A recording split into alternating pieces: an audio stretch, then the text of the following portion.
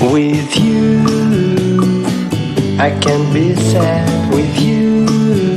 Pancake was the brand name of the makeup material that Gemini Studios bought in truckloads. Greta Garbo must have used it. Miss Gohar must have used it. Vaijayanti Mala must have used it. But Riddhi Agnihotri may not have even heard of it. The makeup department of the Gemini Studios was in the upstairs of a building that was believed to have been Robert Clive's stables. A dozen other buildings in the city are said to have been his residence. For his brief life and even briefer stay in Madras, Robert Clive seems to have done a lot of moving besides fighting some impossible battles in remote corners of India and marrying a maiden in St. Mary's Church in Fort St. George in Madras. Can be sad with you. The makeup room had the look of a hair-cutting saloon, with lights at all angles round half a dozen large mirrors. They were all incandescent lights, so you can imagine the fiery misery of those subjected to makeup. The makeup department was first headed by a Bengali who became too big for the studio and left. He was succeeded by a Maharashtrian who was assisted by a Dharwar Karnataka, an Andhra, a Madras Indian Christian, an Anglo-Burmese, and the usual local Tamils. All this shows that there was a great deal of national integration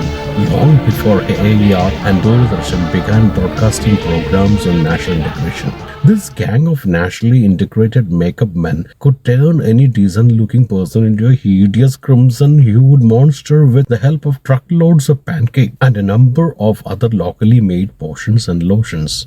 Those were the days of mainly indoor shooting.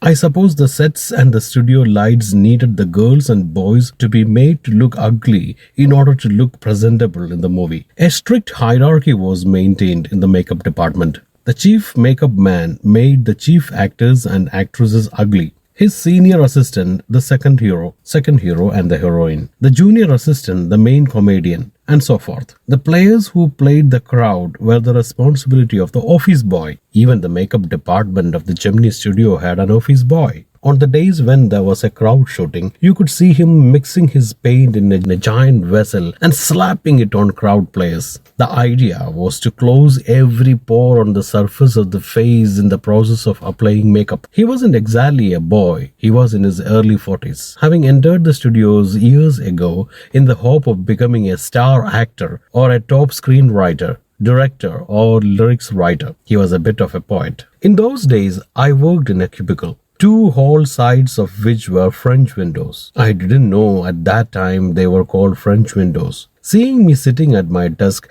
tearing up newspapers day in and out, most people thought I was doing next to nothing. It is likely that the boss thought likewise too. So anyone who felt I should be given some occupation would barge into my cubicle and deliver an extended lecture. The boy in the makeup department had decided I should be enlightened on how great literary talent was being allowed to go waste in a department fit only for barbers and perverts. Soon I was praying for crowd shooting all the time. Nothing short of it could ever save me from his epics. With you. In all instances of frustration, you will always find the anger directed towards a single person openly or covertly. And this man of the makeup department was convinced that all his woes, ignominy and neglect were due to Kodamangalam Subbu. Subbu was the number 2 at Gemini Studios. He couldn't have had a more encouraging opening in films than our grown-up makeup boy had.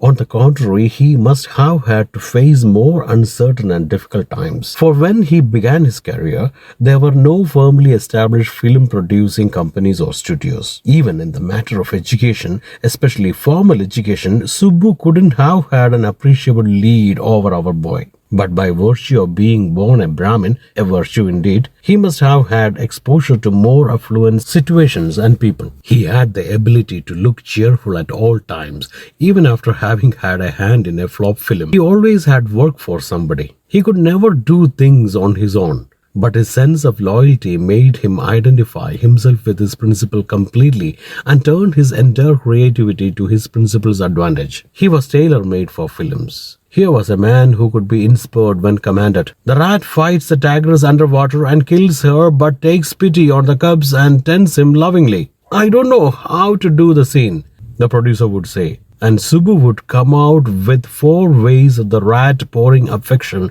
on its victim's offspring. Good, but I am not sure it is effective enough, the producer would say.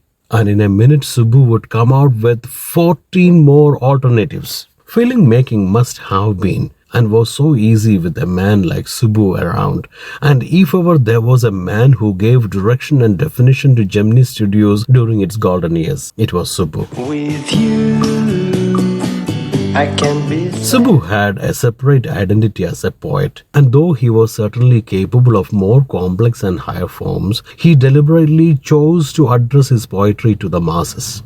His success in films overshadowed and dwarfed his literary achievements, or so his critics felt. He composed several truly original story poems in folk refrain and diction, and also wrote a sprawling novel, Tillana Mohanambal, with dozens of very deftly etched characters. He quite successfully recreated the mood and manner of the Devadasis of the early 20th century. He was an amazing actor. He never aspired to the lead roles, but whatever subsidiary role he played in any of the films, he performed better than the supposed main players. He had a genuine love for anyone he came across, and his house was a permanent residence for dozens of near and far relations and acquaintances. It seemed against Subbu's nature to be even conscious that he was feeding and supporting so many of them. Such a charitable and improvident man. Yet he had his enemies. Was it because he seemed so close and intimate with the boss? Or was it his general demeanor that resembled a sycophant's? Or his readiness to say nice things about everything? In any case, there was this man in the makeup department who would wish the direst things I for can be Subbu. sad with you. Just take my hand and fly up through the